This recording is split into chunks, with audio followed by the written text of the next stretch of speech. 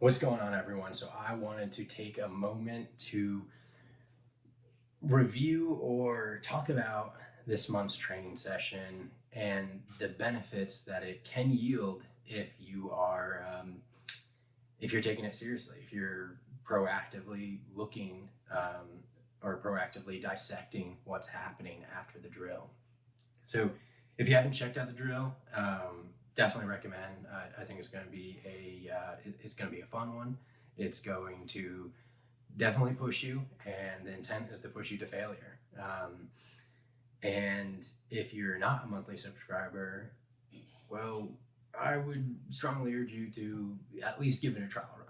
There is a massive amount of assets within that sub community in the MDR that is very valuable.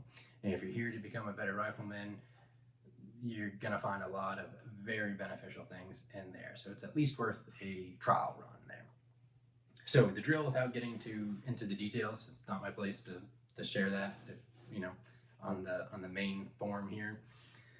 It's a drill that its intention is to thrash you. Its intention is to push you to a failure point. And this is really important for two primary reasons. One, we need to push ourselves to failure to really uncover our flaws. Where do we have shortcomings in our fundamentals? Where do we default to as far as when we're pushed and when we layer in the stress? And when you do that, it's really important to not just do it. And, if you're doing that, then you're just, I call that playing, it's not training. But what you really need to do is dissect that afterwards. Really take a hard look and, dedicate some time and focus to where did I come up short? Was it, X or Y? And whatever it might be for you as an individual, it's then important to take that and start training it specifically, right? What I need and what you need are going to be very different. So if you just do what I do, or if you just do what Kaylin does, or Phil does, or Ryan does, well, you're not gonna. It might be beneficial, sure. It's reps with something, but it could be very inefficient for what you need. So it's really important to identify your individual weaknesses so you can begin formulating a plan to elevate them, to improve them, and bring them up to par to your strengths.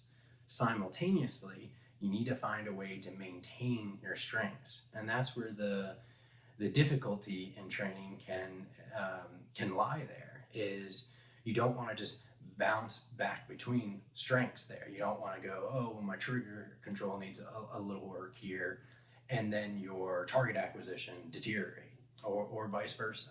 So you need to find a way that you can maintain your strengths so they continue to be strengths while bringing up those weaknesses. The other side of this is you need to periodically get a pulse read on where your failure point is, so you can appropriately include the correct amount of intensity in your training. So this really falls on, I'm just going to focus on the two extreme ends of the spectrum with intensity here. So if you have too much intensity too often, well, what ends up happening there is you're going to induce flaws into your technical process or your fundamentals. And neurologically, you're going to start ingraining that, and you're going to develop training scars or bad habits because the reps that you are doing that have flaws induced with them because your intensity is too high and too frequent is superseding the amount of reps that you are doing to perfection. So regardless of whether you're a hunter, you're a competitor, you're a professional, regardless of the intent or your intent behind a rifle, the nervous system is the most important element. Like you that comes first before everything else. Like you don't learn to go fast before you can learn to do it perfectly, right? You don't run before you can walk. So you need to take an honest look at, hey, is my training too intense, and am I too eager to progress that I'm actually hurting myself here? Now, on the other side of that spectrum is too little intensity. So this is really common with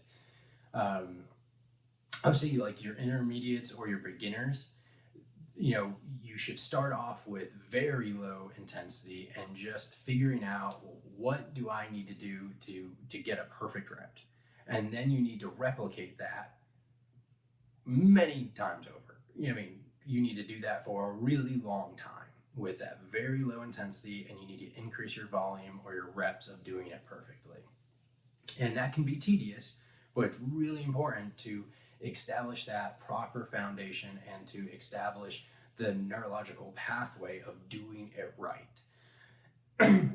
Excuse me. Then you'll notice that you might start to plateau off a little bit there, like that bell curve of improvement really starts to peter out, and you're not really getting any benefit. So what do we try to do? We either go, jump to the other side of the spectrum, and we put too much intensity in, or we add in volume, frequency, and that can continue to progress you for a while there.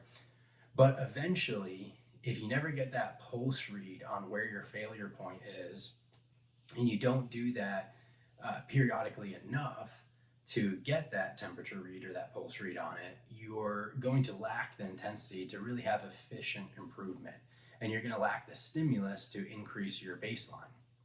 So what then happens is the work that you're doing, it basically, you come to a stagnant point. You basically just start maintaining, and then life will get in the way, and the frequency or the volume of your training there will decrease for whatever reason, and you'll actually start to have this maladaptation to your baseline. You'll actually start to deteriorate. It's an incredibly perishable drill, or a very perishable skill.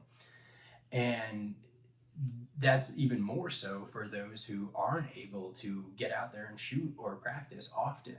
If you're, it's a big difference between somebody who's able to practice, whether that be dry fire or that be live fire, once a week versus once a month versus once every few months. So you really need to be proactive in your structuring if it's a goal of yours to improve. So I hope that helps. I hope that offers some perspective, and maybe why you have started to develop some bad training habits or training scars, or your fundamentals, even though that you're shooting more and you're dry firing more, why they're deteriorating, or why you've hit a plateau in your training there. And maybe you've moved into that intermediate or upper intermediate level, and you're like, man, I really just can't bust through this barrier. Well, these could be some of the reasons. So I'm really looking forward to this drill. I hope many of y'all do the drill as well, and we can all share our experiences with it and all grow and learn from each other. And if y'all have any questions, I love talking about this stuff. So hit me up in the comments, hit me up in a private message if you don't feel comfortable. I always prefer comments because we're here to share ideas, and many of us, or many other members, might have the same question that you have, and if you don't ask it publicly, then you might rob them of them figuring something out. So definitely don't be shy. This is incredibly nuanced, and it's not easy to do this kind of stuff in the most efficient manner possible. Other than that, guys, I will see you in the after action report. I'm going to throw on my trigger cam, which is going to add another layer of complexity to this, because I'll be honest with you, I don't like shooting with the trigger cam. It's very distracting to me.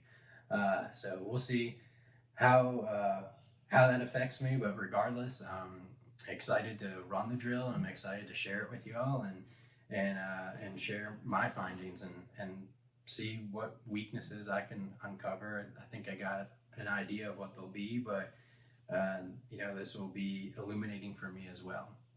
So we'll see y'all next time.